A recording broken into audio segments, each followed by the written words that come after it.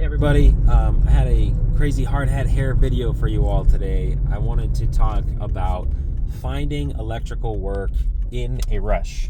So I just did a video talking about finding tips for finding a good electrical contractor, particularly in a commercial sense. But now I just wanted to say, put it out there, if you're in a pinch and an interview or something that you thought went well and that you were going to get fell through, how do I still stay in my field, but, maybe get with a contractor that's not the greatest, but I still need to work. So in that case, I have a certain degree of tips for you all. I guess just to begin real quick, I'm going to go over tips that would help you just get a job, period. And there are construction jobs that have insane turnover rates. And if you just need a job, period, just something to get hours in and, a paycheck, there is a lot of construction things that you can do. So concrete guys have a huge turnover with what they do. So I recently got one of my brother actually got in with a concrete company, and when he went into interview, he was like, oh, they're doing group interviews, and there were 20 people in his group interview, and every single person got hired, and they were very basic questions. So he found a company who was a large commercial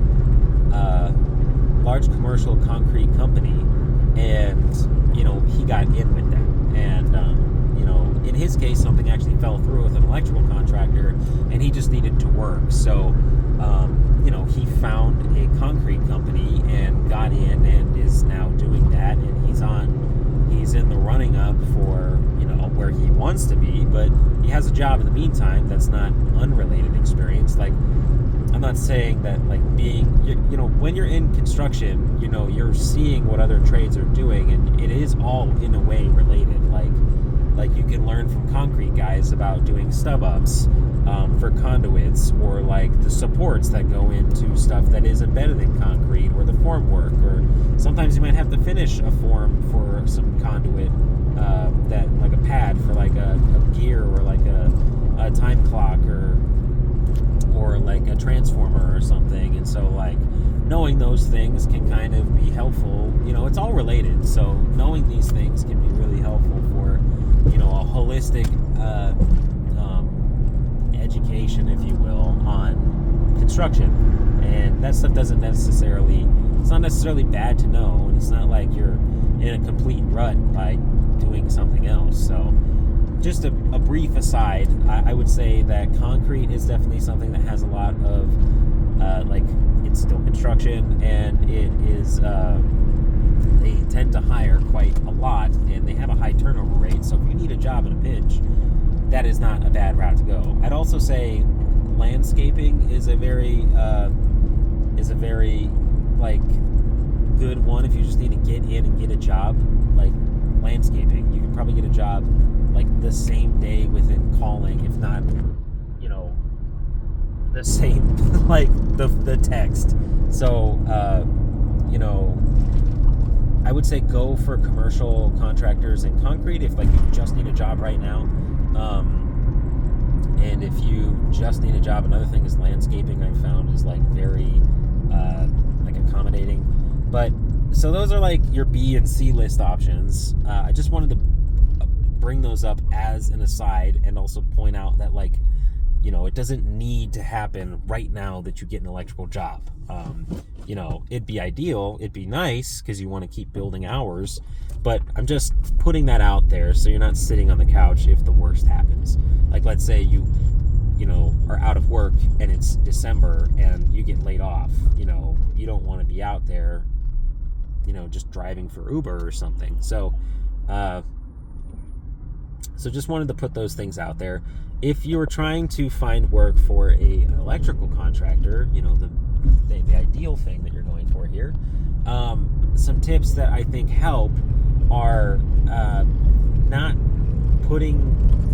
not like, if you actually go into a shop and just walk up with a resume, it is not uncommon that you will get like an interview. It is not uncommon. Commercial or like construction offices tend to have availability. So like printing off like 10, 15 resumes, and then like walking up with a clipboard with one single resume when you go up to talk to this company is not a bad idea. Like I've gotten jobs like the same day as a layoff when I've worked for some pretty bad electrical contractors in the past when I was trying to get into commercial, and I had layoffs with 1 day notices, and so I was like, oh well, all right, well, I'm never working for this group of people again. But yeah, so like, just know that these people are probably not the greatest people to work for, but if like if they have 4 months of work or 6 months of work, or they can probably cover you until December rolls around. You have time to plan your life. So going and using that to your advantage, just racking up those hours is, use that, and use that time in between when you're with that company to research more about your city and so to understand more. I just did a video about this where I talked about like using unconventional means to find good companies. So think of this as a placeholder company, and just sort of bide your time, and also use this time as an opportunity as well to find where your next move would be if you're not with a contractor. So that is great. So to bring it back to what we're actually trying to talk about here, so Googling different electrical contractors in your area. If let's say you're going for commercial, Google commercial electrical contractors and look up the results that come out, and just consider going to them and in person. Check their career website, see if there's somebody hiring, and go that route. Apply online. If they do give you a phone number, go ahead and call them. Reach out and see if you are able to like just talk to someone, because sometimes talking to someone, there's discrepancies between the accuracy of information on the website and people that are like on the ground. Like you might catch someone in the middle of like just getting off a conversation with like a foreman, and they're like, oh, we need to hire da da da da because we just got this contract and da da da da. And so you might like, happenstance might, fortune might shine on you, and reaching out to a physical person is not a bad way to just have that happen. So if you find a phone number, give them a call, and if you can, that's awesome. Other times, just like, it's not a bad idea to just like knock on a door and be like, hey, I have are you guys doing interviews for apprentice electricians or journeyman electricians, and just roll up and just see if their office is like, if you have like no other options, like it's not the worst thing to do with your time. So that has gotten me work before. So just making a list, making a sensible route to do it in your day, and then going out to those contractors and seeing if anybody will hire you. It's not the worst idea in the world. So if you want to be in electrical but you can't get with an electrical contractor, there are related things as well that you might consider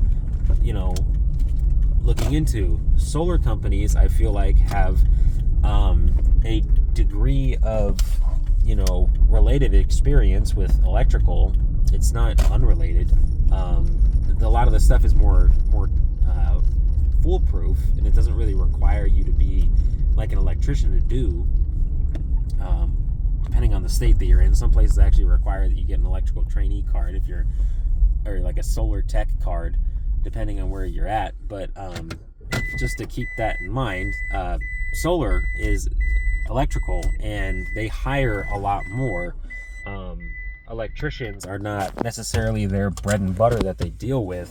It's more so people that are more so people that are, for instance, just like wanting to do construction work. They're not really electricians, in my opinion. They don't like know all the things that you would know as an electrician, like grounding boxes, and like they know like driving ground bars, and like the guy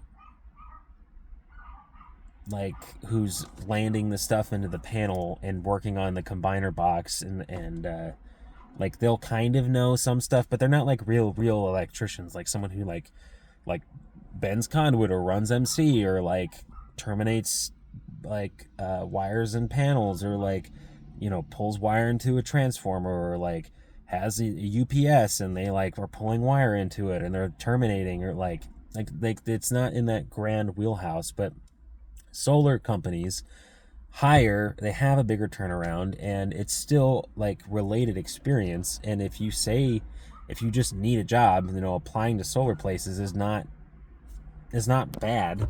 And it like gets you a job. And sometimes an advantage of doing solar is that a lot of the crews will work based off of commission sort of pay scales. And with that, it's sort of you end up making more because there's like commissions based off how many residential spaces you install solar panels on.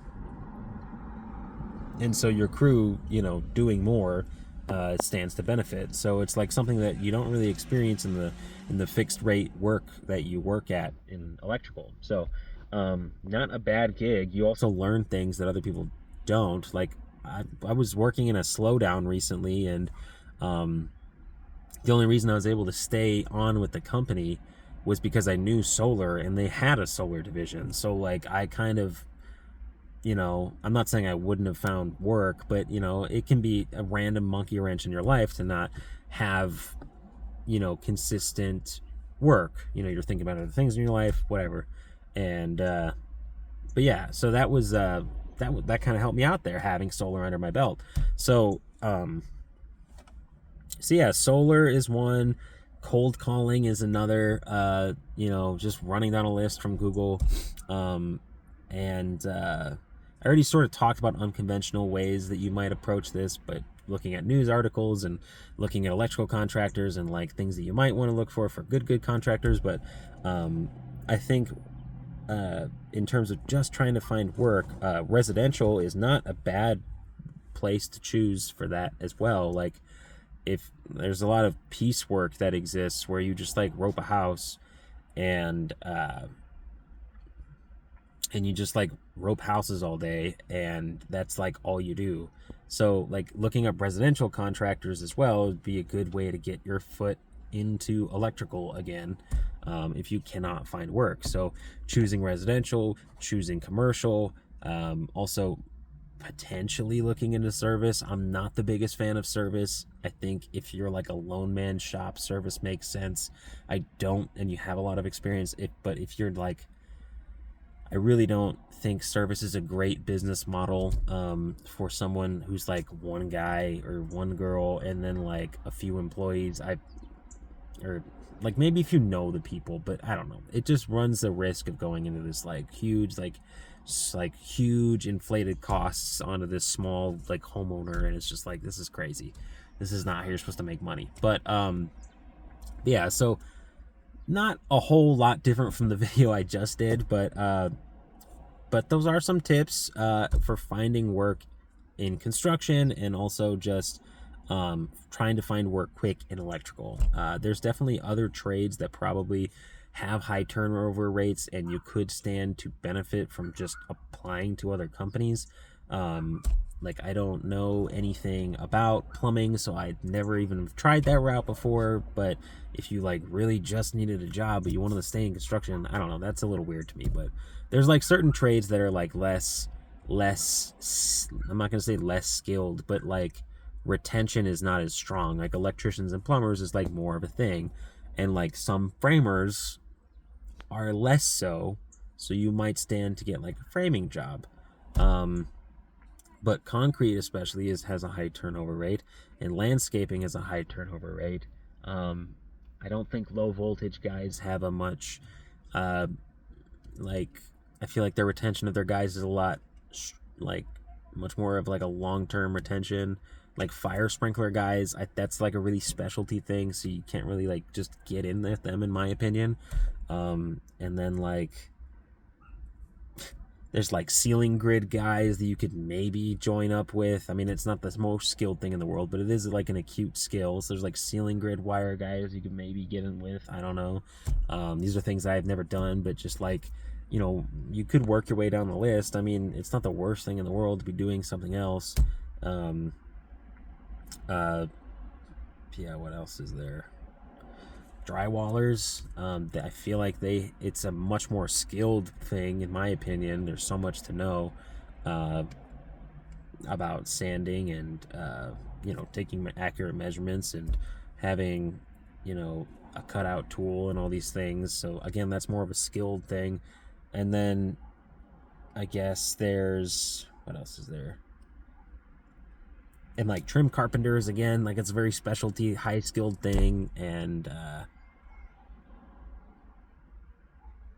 like even like tilers. But there's, just for a frame of reference, there are professions in construction that have less of a barrier to entry. So if you just want to get into construction, um, you know, those might be an opportunity for you, like concrete guys or landscapers. So just some options for you all.